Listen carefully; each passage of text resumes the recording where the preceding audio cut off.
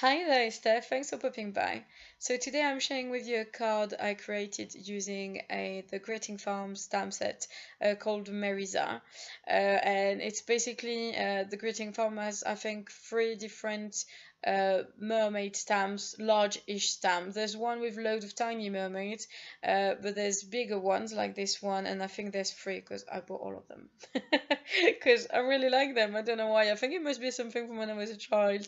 And if you are from my generation, you probably were watching The Little Mermaid from Disney again and again and again and singing all the songs. So I think that probably is why I bought that stamp set. So anyway, stop reminiscing. I've decided to go for a pretty simple design. I just stamped the mermaid with some Memento Tuxedo Black on some Nina Solo White, and I did a bit of Copic coloring. I've done a lot of Prismacolor recently, so it was nice to go back to, let's say, a familiar medium, which is the Copic, because I use them quite a lot. And here I've used two different shades of purple, a really light one and a really dark one. The only reason is that I don't have one in between, but I made it work. I just pick up the color from a piece of acetate, as you can see, and it works fine for me. It's not damaging my tip, and it's not damaging my dark or my lighter marker, so for me it's all good. Then for the little pearls in the hair, I placed first some colorless blender, and then I used the lightest purple, which had a bit of dark on it, and I just dropped, like, I barely touched it, so it kind of mixes with the colorless blender, but like a hint, literally a hint. And then when I was done with that, I started with the hair, sorry. So I don't know the exact number of my markers. Based on what I can see, that the first one was YG11. It's Mignonette. It's basically a very light green, very light algae green almost.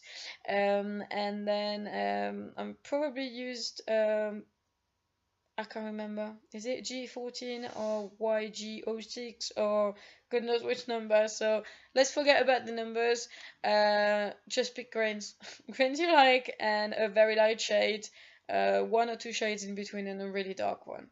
And then when I'm done with the hair, I'm doing the skin. So for the skin, I'm using silk for the lightest color, and then probably flesh or something looking like flesh to do the contour around the face and the shading around the body, and then a little bit of blush to do the little cheeks, and I think it's quite nice.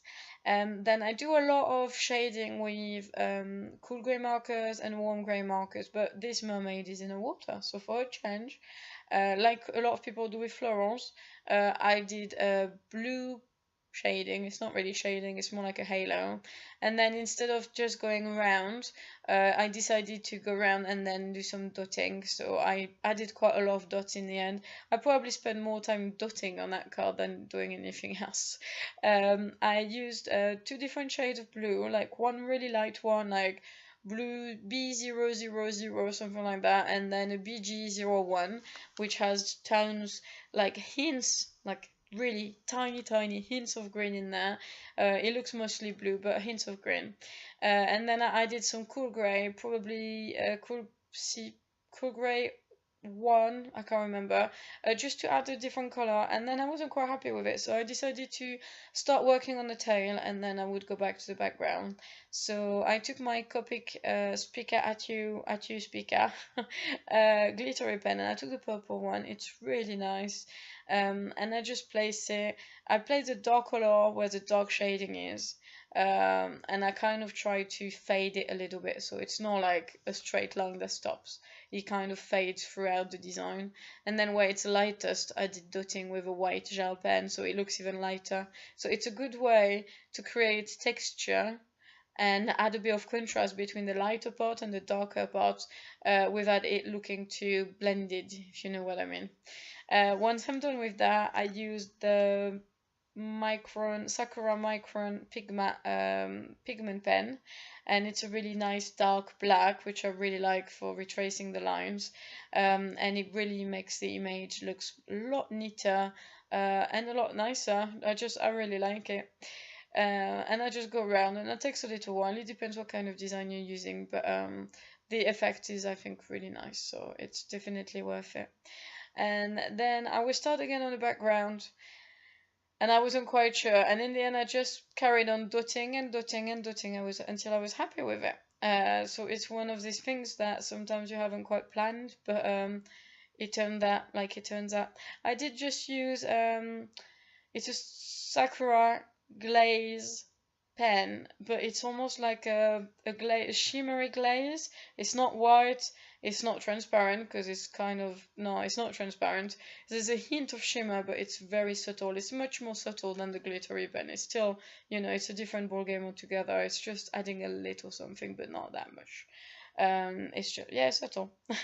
So anyway, I go back with the dotting, and I dot and I dot and I dot, and I go on for a while.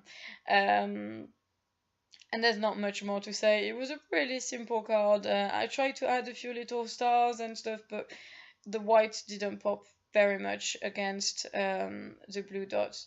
I felt something was missing in the end. So you will see, I actually grabbed the Copic At You Spica. It's really hard to say for some reason. The light green one, that's the closest to the light green of the hair. And I'm adding a few bits here and there throughout the hair, like little strands, and then I will add some around the eyes as if it was an eyeshadow. And you can't really see it on the video, but in a real life it looked really, really nice. So I was really pleased with that. So I forgot to take the card in photo and I offered it, so I did a still on the film so you can see what it looks like. I hope you find it interesting. Thank you very much for watching and have a great day. Bye!